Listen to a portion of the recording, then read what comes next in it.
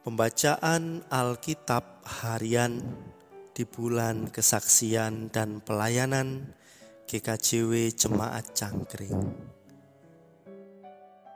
Kejadian pasal 26. Maka timbullah kelaparan di negeri itu. Ini bukan kelaparan yang pertama yang telah terjadi dalam zaman Abraham. Sebab itu Ishak pergi ke Gerar kepada Abimelekh, raja orang Filistin. Lalu Tuhan menampakkan diri kepadanya serta berfirman, "Janganlah pergi ke Mesir, diamlah di negeri yang akan kukatakan kepadamu. Tinggallah di negeri ini sebagai orang asing, maka aku akan menyertai engkau dan memberkati engkau. Sebab kepadamulah dan kepada keturunanmu akan kuberikan seluruh negeri ini. Dan aku akan menepati sumpah yang telah kuikrarkan kepada Abraham ayahmu. Aku akan membuat banyak keturunanmu seperti bintang di langit. Aku akan memberikan kepada keturunanmu seluruh negeri ini. Dan oleh keturunanmu semua bangsa di bumi akan mendapat berkat. Karena Abraham telah mendengarkan firmanku dan memelihara kewajibannya kepadaku, yaitu segala perintah, ketetapan, dan hukumku." Jadi tinggallah Ishak di Gerar. Ketika orang-orang di tempat itu bertanya tentang istrinya, berkatalah ia, "Dia saudaraku." Sebab ia takut mengatakan, "Ia istriku," karena pikirnya, jangan-jangan aku dibunuh oleh penduduk tempat ini karena Ribka, sebab elok parasnya. Setelah beberapa lama ia ada di sana, pada suatu kali menjenguklah Abimelekh, raja orang Filistin itu dari jendela. Maka dilihatnya Ishak sedang bercumbu-cumbuan dengan Ribka istrinya. Lalu Abimelekh memanggil Ishak dan berkata, "Sesungguhnya dia istrimu. Masakan engkau berkata dia saudaraku?" Jawab Ishak kepadanya, "Karena pikirku jangan-jangan aku mati karena dia." Tetapi Abimelekh berkata, "Apakah juga yang telah kau perbuat ini terhadap kami? Mudah sekali terjadi salah seorang dari bangsa ini tidur dengan istrimu, sehingga dengan demikian engkau mendatangkan kesalahan atas kami." Lalu Abimelekh memberi perintah kepada seluruh bangsa itu, "Siapa yang mengganggu orang ini atau istrinya, pastilah ia akan dihukum mati." Maka menaburlah Ishak di tanah itu, dan dalam tahun itu juga ia mendapat hasil 100 kali lipat. Sebab ia diberkati Tuhan. Dan orang itu menjadi kaya, bahkan kian lama kian kaya, sehingga ia menjadi sangat kaya. Ia mempunyai kumpulan kambing domba dan lembu sapi serta banyak anak buah, sehingga orang Filistin itu cemburu kepadanya.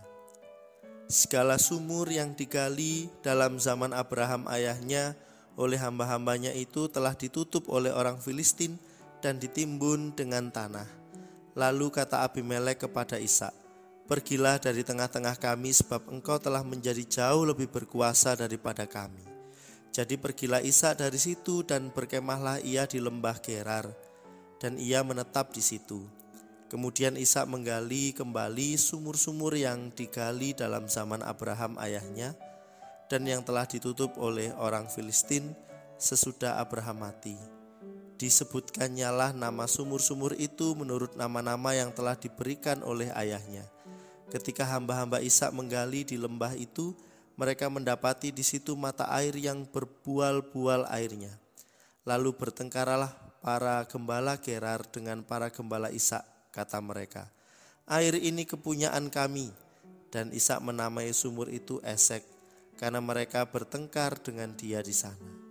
Kemudian mereka menggali sumur lain, dan mereka bertengkar juga tentang itu. Maka Ishak menamai sumur itu Sidna. Ia pindah dari situ dan menggali sumur yang lain lagi. Tetapi tentang sumur ini mereka tidak bertengkar. Sumur ini dinamainya Rehobot.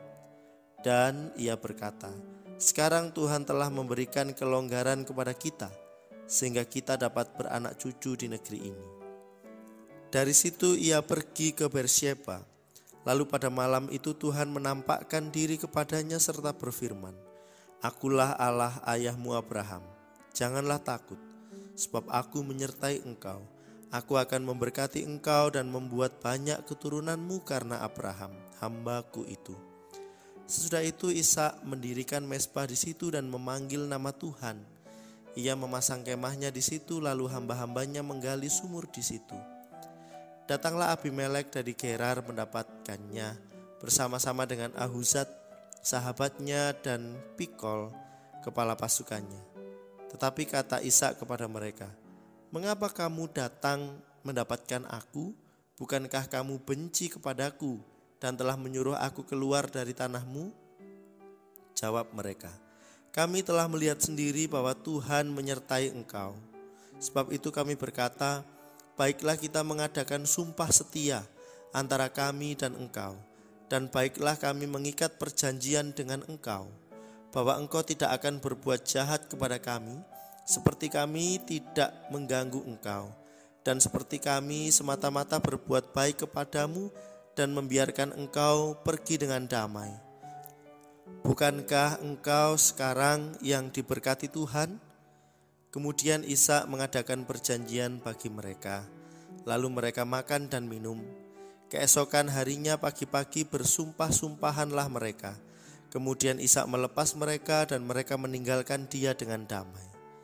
Pada hari itu datanglah hamba-hamba Ishak memberitahukan kepadanya tentang sumur yang telah digali mereka, serta berkata kepadanya, "Kami telah mendapat air." Lalu dinamainyalah sumur itu Syeba. Sebab itu nama kota itu adalah Bersyeba sampai sekarang. Ketika Esau telah berumur 40 tahun, ia mengambil Yudit anak Beeri orang Het dan Basmat anak Elon orang Het menjadi istrinya. Kedua perempuan itu menimbulkan kepedihan hati bagi Ishak dan bagi Ribka. Demikianlah pembacaan Alkitab pada hari ini. Amin.